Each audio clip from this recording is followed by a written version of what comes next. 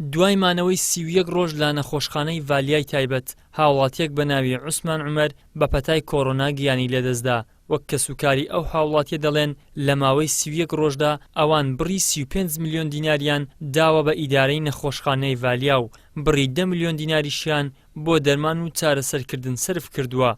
بەڵام دوای مردنی ئەو هاوڵاتیە ئیدارەی نەخۆشخانە داوای 10 میلیۆن دیناری تریان کردووە لە هەمبەر پێدانەوەی تەرمی مردووەکە. ئەمەش لە کاتێکدا بووە بە نووسراوی فەرمی وەزارەتی تەندروستی داوای لە نەخۆشخانەکە کردووە ئەو نەخۆشە بەبێ بەرامبەر چارەسەر بکرێت، بەڵام نەخۆشخانەکە تەنها داشکانیان لە نرخ و تێچووی مانەوەی بۆ کردووە. لە مەدیریەتی نا ئەو بەڕێوەبەراتینا ئەو نەخۆشخانەیە هاتن داوایان لەمە کرد لە گەریان دانیشتن گفتوگۆیش تەواومان کرد. ئەو دێگۆ وەرە بینە تەعاهودم دێ ئەمەش گوتم تەعاهودی نادەم، تەعاهود لەسەرم مارە، بەڵام لۆتی ئەو 10 میلیۆنێ بدەین. المهم هاتنە قەنەعات کە بماندنێ قەرەبارگەی زۆریش دروست بوو، گوتمان باشێشە دروست نەبی لەو خاتری جێشەوە نیشتیوانە بیتن.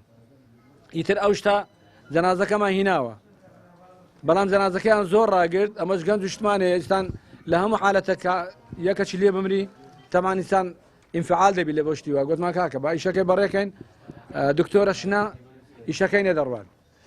لەگەر ئەوەش ئەو کتابەمان کردی لە کاتی خۆی چوونە وەزارەتی تەندروستی، کتابەکی لە 6 مانجی پێشی انتخابات لە بۆمان کرد، بەڵام بەهۆی انتخاباتەوە هەتا 12 مانگ ئەو کتابە نەگەیشتە دەستەمە بنێرنە ئەو نەخۆشخانەی کە 12 مانگ هات داوای فری کرد و فریش معنای ئەوەیە شەوانە 900,000 مان هەبوو پارەکەمان لێ وەرنەگرن. ئەویش هەستا بە بیانی ئەوەی کە خەڵکە شکەی لێیە، بەڵام کەسی کەتی لێنی ئەوە تاریخەیە بەخۆی سێ نەخۆشی لێبوو. ئەو نەخۆشەش کە فری لێ بوو مردی ئەمە دامان نابوو ئەمەی لە زێویدا بنێ. کتابەشی لە بۆمە کردەوە علەساس بڕۆینەوە وەزارەتی دیسان، چوینە وەزارەت و ئەوەی گوتی تا 5 ڕۆژی گوتی ئەمە کاکە فریە، وەنە بۆ وانە بەنگۆ ئەنگۆ فریە. گوتمامەش لەسەر قسەی قەنەعەتمان هات، دوای گوتیا کاکە ئەوە فری نییە، دەبی بڕۆنەوە وەزارەتی، لە وەزارەتی دیسانە چی لە بۆ گشتی لە یەک کتابشکیان کردیە داوای 125 شکاندنیان لۆمە کردیە کە شەڕێکمان لەگە داعشی هەبوو، زاروەیە مەیتمان بە پارە دەکردەوە. دەبیە من مەیتی خۆم بە پارە بکردمەوە کە 35 میلیۆنەوە بە چەشی خۆیتیانەوە ئەو کتابی خۆیتیان کتابە 35 میلیۆنماندایەمە لە 12 مانجێش دەبای ئەمە دیارەش نەدەیمە کە بتە فری دکتۆر ساما بەرزنجیەوە تا کتابی لۆ کردینە کەمە پارەکەی لەدەن هیچی. ئێستا و پارەی لەمە وەگرتە 35 میلیۆن دەکا بە حیساب ئەمە 12 ڕۆژ دێبووینە، ئەوە 20 ڕۆژ پارەی ئیزافەی لەمە وەگرتیە. ئەو کتابە 20 ڕۆژە چەند پارەتاندایە؟ ئەمە 35 میلیۆن و 600,000 یارمەندایە کاکە بە چەکی خۆیانەوە.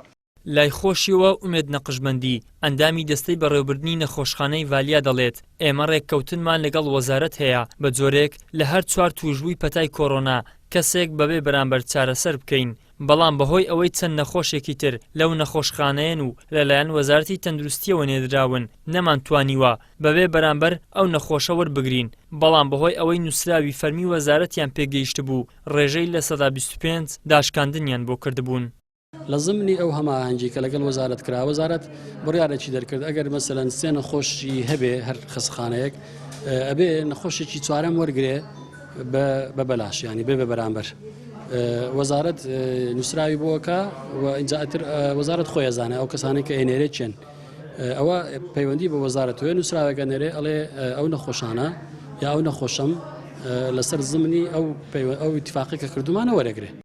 دوجار بە فەرمانی وەزارەتی تەندروستی تەرمی ئەو نەخۆشەی بە کۆڕۆناگیانی لێدەستدا بوو ڕادستی خانەوادەکەی کرایەوە و دۆسیەکەی داخرا، ئەوەی بەکراوەی ماوەتەوە ئاریشەیەکی گەورەی بەردەم هاوڵاتیانی هەرێمی کوردستانە کە بریتە لە گرانی ڕادەبەدەری نرخ و تێچووی چارەسەری نەخۆش لە نەخۆشخانە ئەهلیەکان و بەردەوام تێکشکاندنی سیستەمی تەندروستی گشتی و بە تایبەتکردنی کەرتە خزمەتگوزاریە حکوومیەکان.